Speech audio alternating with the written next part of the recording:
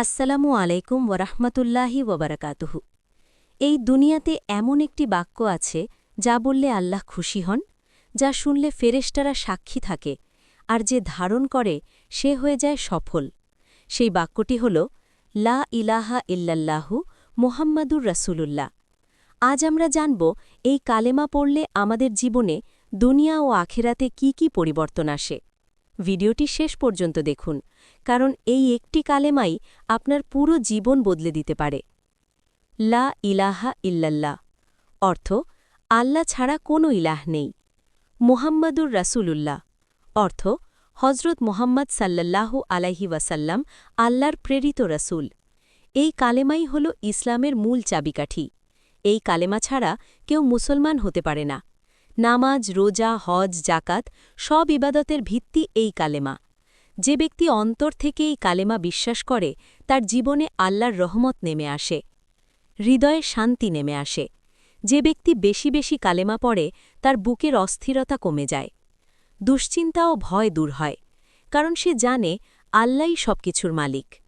রিজিকে বরকত আসে, অল্প হলেও তাতে তৃপ্তি আসে। গুনাহ থেকে দূরে রাখে, কালেমা পড়লে শয়তানের প্রভাব দুর্বল হয়। দোয়া কবুলের পথ সহজ হয়। কালেমা পড়া জবান আল্লাহ ফিরিয়ে দেন না, চেহারায় নূর প্রকাশ পায়। অন্তরের পবিত্রতা চেহারায় ফুটে ওঠে। যে ব্যক্তি কালেমা পড়ে জীবন কাটায় আল্লাহ তার মৃত্যুকে সহজ করে দেন। মৃত্যুর সময় ফেরেশতারা রহমতের সাথে আসে। কবরে তাকে প্রশ্ন করা হলে তার জবান থেকে সহজেই উত্তর বের হয়। কবর তার জন্য জান্নাতের বাগান হয়ে যায়। কিয়ামতের দিন সবচেয়ে ভারী আমল হবে এই কালেমা। মিজানে আমলে কালেমার ওজন আকাশ জমিনের চেয়েও ভারী হবে। রাসূল সাল্লাল্লাহু আলাইহি ওয়াসাল্লাম বলেছেন, যে ব্যক্তি অন্তর থেকে কালেমা বলে মারা যাবে সে একদিন জান্নাতে অবশ্যই যাবে। কালেমা পড়ার নির্দিষ্ট সময় নেই, তবে সবচেয়ে উত্তম সময় ফজরের পর, মাগরিবের পর, ঘুমানোর আগে, বিপদের সময়। প্রতিদিন অন্তত ১০০ বার কালেমা পড়ার চেষ্টা করুন।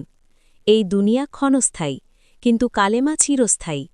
আমাদের সাথে যাবে না সম্পদ, টাকা, বাড়ি, আমাদের সাথে যাবে ঈমান ও কালেমা।